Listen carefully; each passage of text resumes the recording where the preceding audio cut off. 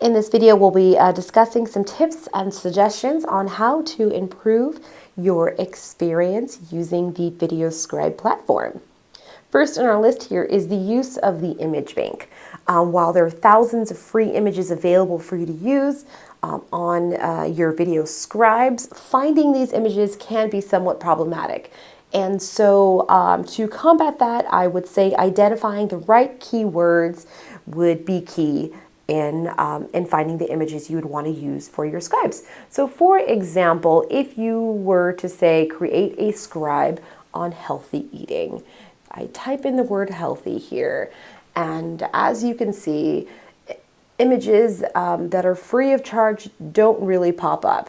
And I know this because images with this red line here on the side are images that you would have to pay to use.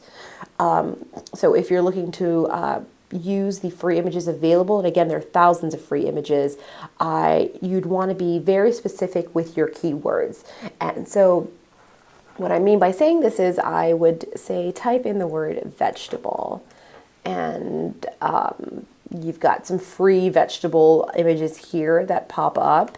You can also type in the word fruit, and you get some free images here as well that pop up as well for you to use on your VideoScribe. So be as descriptive as possible using keywords to find images on your VideoScribe, and I'm pretty sure you'll be able to find the right images you would need to convey whatever it is you needed to do in your scribe. And then another point that we'd like to make is VideoScribe does a very good job at providing a diverse group of images of different people, women, men, children, and so you'd want to take advantage of that as well. So for example, if we were creating a scribe on women's health issues, you would see here that we have several different options here. We've got women of varying size, age, race, ethnicity, religion, culture. So please use that to your advantage in being as inclusive as possible in the creation of your video scribes. So while VideoScribe provides thousands of free images for you to use on your VideoScribes, you may not always find the right image that you would need for your particular scribe. And so to combat that, you can always upload your own images to your VideoScribe. Just note that these file types should probably be a .svg, .png, or .jpeg. The image type requirements may change in the future, so refer to the website. But at the moment, these are the file types that you can currently upload to your scribe. You also want to make sure that the images that you are uploading onto your scribe are royalty free, or that you own the rights to these particular images.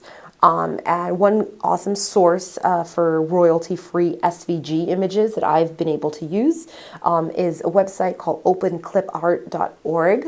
You can find several different SVG, these are images that are drawn out on your scribe, and so you can find several different SVG images that you can use on your video scribes. So be mindful of that. And if all else fails, you can always create your own images using programs such as Adobe Illustrator or Inkscape. These do require some skill, but and Adobe, of course, requires a subscription, but is definitely possible for you to do.